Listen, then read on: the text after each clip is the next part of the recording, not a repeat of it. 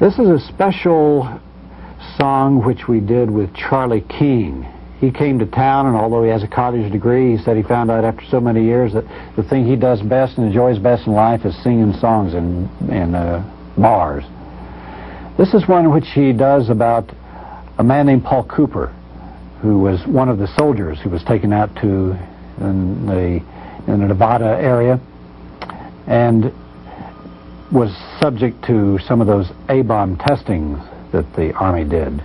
He was in a test called Big Smoky in 1957, and as a result of that, contracted leukemia. And the Army gave him a pension and discharged him. And when I read his story, I wanted to write a song about it because I wanted to tell the story, and that's the easiest way for me to retell a story. And not just because of the value of the story, but because I think we're all in the same boat with Paul Cooper, because as we grind on into this nuclear future of ours, as they expand the nuclear weapons programs, as they start talking about doing waste dumps near your hometown and building nuclear plants near your hometown. I know up in New England we're just surrounded by them. We're really getting the same kind of exposure to radiation that killed Paul Cooper and so many of the atomic veterans and the people in Utah. So when I wrote the song, he was alive. And then while some of us were spending time in the jails up in Seabrook, New Hampshire after the occupation of the nuclear plant up there, we got a clipping from the New York Times sent us in the mail, said that Paul Cooper had died. Acceptable risks. 20 years back, out at Yucca Flats, our trucks were winding down to the testing site. They had a bomb out there, I still see it clear. It turned night to day, day to endless night.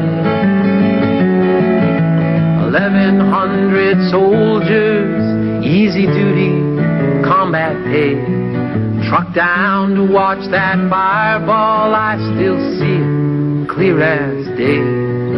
But it wasn't what they showed us, it was what they didn't say. It was, so the troops had been advised, a bad weapon to have against you, a good one to have on your side. It left no radiological hazards for the troops it supported. Its radioactive cloud rose high and drifted harmlessly away, leaving the target area free from contamination and safe to enter. But it wasn't what they showed us, it was what they didn't say. 'Cause if I knew what I was getting into, nothing could have dragged me down to pay the price I've got to pay today. Oh, they told me it was safe, and they swore that it was true. They said the risks are all acceptable. Acceptable to who? They can't cover up the truth no more. I feel it in my bones. You can fool yourself with numbers, but you pay the price alone.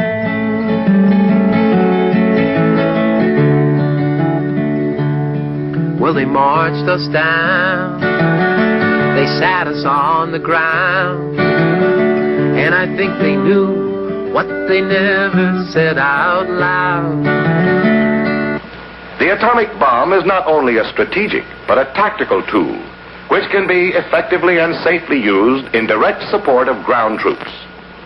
Therefore, the Desert Rock troops had been told they should regard it with respect and confidence. The confidence a fighting man has in his weapons when he knows they're tough on the target and easy on himself. This they were told, and this they would soon find out through experience. Sure, this was a carefully controlled experiment. No one would get hurt, not back here, 7 miles from the place where the bomb would go off. The men had the word of those who knew through trial and test, computation and calculation. Our only shelter there was the desert air. With our hands on our faces, our backs to the deadly cloud.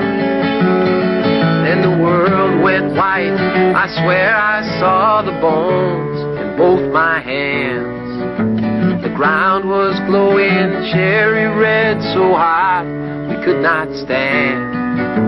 And something deep inside me knew just what the army planned, 'cause a deadly time bomb started ticking. Deep within my bones it's ticking. You hear that sound, you're quick to understand. All right, Sam, have it shoot. Start moving forward now. All right, sir. This was what the men had been waiting for. They had felt the blast and heat of the explosion and watched the cloud rush upwards into the sky. Now they would see at first hand what the effects of this bomb had been.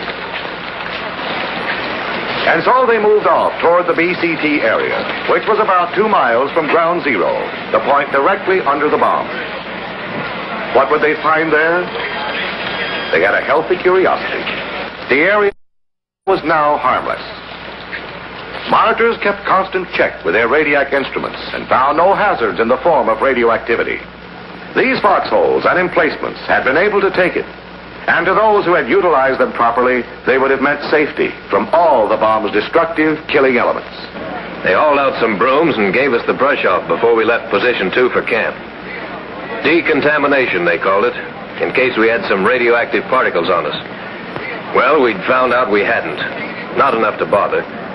But they told me it was safe, and they swore that it was true. They said the risks are all acceptable. Acceptable to who? They can't cover up the truth no more.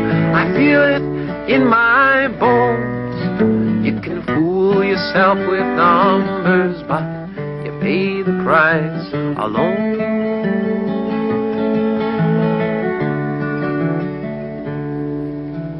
20 years passed, this year's my last, and I still can't quite believe just what they did. 20 years passed slow, and all I got to show is a lousy pension for my widow and my kids. So I thought you'd hear this warning from one who's been hit hard about their testing sites and their power plants with their fences and their guards. 'Cause that time bomb, it's a ticking still, and it's right in your backyard. And if you knew what you was getting into, what it finally all comes down to, maybe you'll believe it when I'm dead.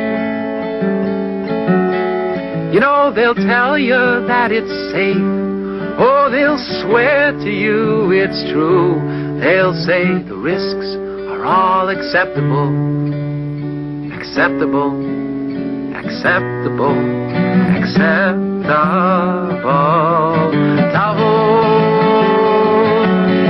They can't cover up the truth when it is burning in your bones.